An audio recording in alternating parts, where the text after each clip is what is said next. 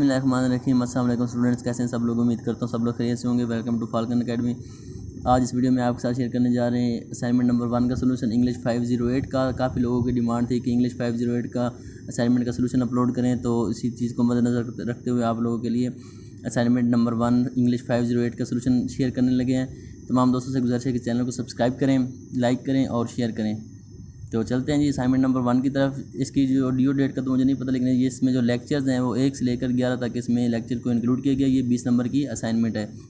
Instruction मैं नहीं पढ़ता आपके लिए, इंस्ट्रक्शन आपने सब ने पढ़ लेनी है, उनको अपना फॉलो करना है। क्वेश्चन क्या है, एक क्वेश्चन के 2 पार्ट्स उसने दिए आपको। 20 नंबर का एक ही क्वेश्चन है, उसके 2 पार्ट्स हैं। कि वो आपको कह रहा है कि जी semantic is the study of meaning but what we mean by meaning is disputed among the linguistic. कि जो सिमेंटिक है वो मीनिंग की स्टडी के बारे में है। जो मीनिंग की स्टडी है वो सिमेंटिक में करते हैं, लेकिन अगर आगे वो कह रहा है कि मीनिंग इज़ डिस्प्यूटेड, कि ये मसला है कि मुख्तलिफ लिंग्विस्टिक्स की राय में इख्तलाफ है कि मीनिंग किसे कहते हैं।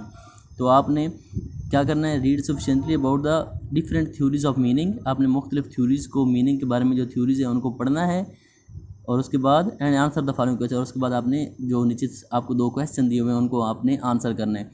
मतलब आपका ये है कि वो आपको कह रहा है कि जो सिमेंटिक है वो मीनिंग्स की स्टडी को सिमेंटिक कहते हैं, और लेकिन मीनिंग क्या है, किसी वर्ड का मीनिंग क्या है, तो इसमें लिंग्विस्टिक के दरमियान इख्तलाफ पाया जाता है। तो आपने मुख्तलिफ थ्योरीज़ के बारे में पढ़ना है मीनिंग की, और फिर जो नीचे आपको 2 क्वेश्चन दिए हुए हैं उनको आपने आंसर करना है। तो चलते हैं, आपको सोल्यूशन की तरफ लेकर चलते हैं। क्वेश्चन आपको उम्मीद है समझ आ गया होगा। आपने क्वेश्चन को अच्छी तरह समझना है। जब आप क्वेश्चन को समझेंगे तब ही आप असाइनमेंट को सॉल्व कर सकते हैं। तो मैंने देखा है यूट्यूब पे एक वो गर्दिश कर रहा है एक सोल्यूशन, वो दुरुस्त नहीं है, मुझे तो नहीं लगा। खैर आपको अगर लगे तो आप वो भी कर सकते हैं, लेकिन ये मैंने कोशिश की है, एक जितने मुझे समझ आई है मैंने इसको सॉल्व किया है। आप देख लें, अगर आपको सही लगता है तो आप इसको थोड़ा बहुत चेंज करके आप सबमिट करवा सकते हैं।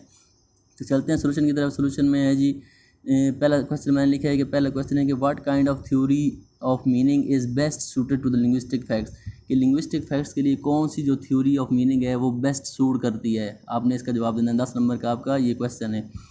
इसका आंसर है जी, in linguistic meaning is the content carried by the words or signs exchanged by people when communicating through language. के मीनिंग का क्या मतलब है, मीनिंग जो है वो एक कंटेंट होता है, मुख्तलिफ वर्ड्स होते हैं उसमें, और उस मुख्तलिफ साइंस होते हैं। जो लोग जब आपस में बात करते हैं, किसी भी लैंग्वेज के ज़रिए आपस में बात करते हैं, तो वो कुछ वर्ड्स और साइंस यूज़ करते हैं।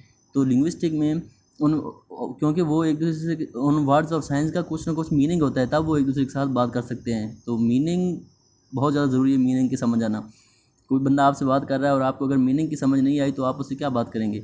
तो या जब भी 2 बंदे बात करते हैं, कोई लैंग्वेज यूज़ करते हैं, तो उसमें जो वो वर्ड्स और साइंस यूज़ करते हैं उनका एक ख़ास मीनिंग होता है।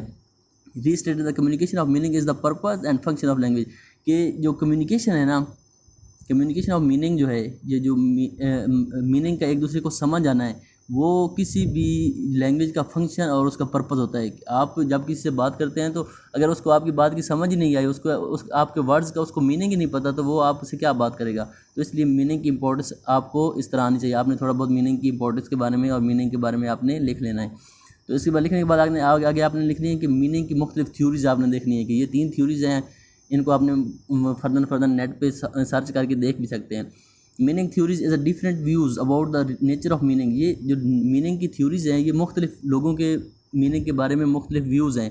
एक बंदे ने अपनी थ्योरी पेश की, दूसरे ने अपनी थ्योरी पेश की, तो आपने सब थ्योरीज़ को देखना है कि भाई फ़लाँ बंदा मीनिंग के बारे में क्या कह रहा है, दूसरा बंदा मीनिंग के बारे में क्या कह रहा है। तो ये डिफरेंट लोगों के डिफरेंट व्यूज़ होते हैं मीनिंग के बारे में। And proper formation of semantic theory, और जिससे वो सिमेंटिक थ्योरी की एक फार्मूलेट करते हैं, एक थ्योरी बनाता है हर बंदा।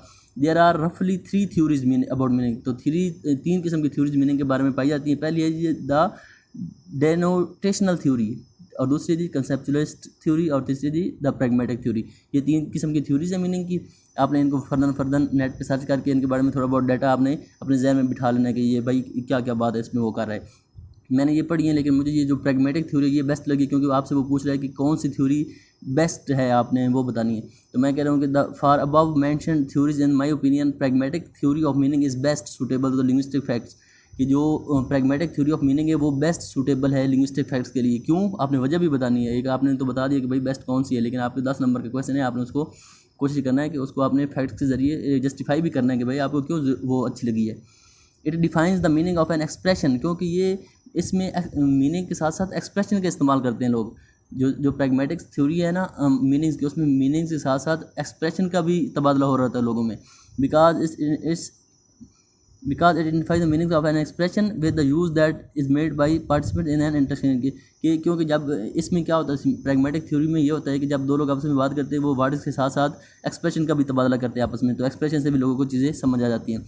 The theory is named the meaning is use theory after, तो इसको ये भी कहते हैं, इसको मीनिंग इज़ इन यूज़ ये भी इसको कहते हैं। तो ये इस भाई साहब का नाम है जिसने कहा था कि ये इसको मीनिंग इन यूज थ्योरी भी कहते हैं। It is characteristic for those theories in which speech acts plays a central role, ये इसकी खसूसियत है कि इसमें जो स्पीच एक्ट्स होते हैं वो सेंट्रल रोल अदा करते हैं। और the three approaches need not to be competitive because they are deal with the different aspect of meaning. और ये इसमें इसकी खास बात क्या है, जो प्रैग्मेटिक्स थ्योरी है इसकी खास बात ये है कि इसमें लोग कि एक्सप्रेशन साथ साथ मीनिंग वर्ड्स के साथ साथ एक्सप्रेशन का भी तबादला होता है, जिसकी वजह से लोगों को एक्सप्रेशन की वजह से और वर्ड्स की वजह से मीनिंग्स की समझ आ जाती है। इसलिए जो प्रैग्मेटिक थ्योरी है उसको हम प्रेफर करेंगे।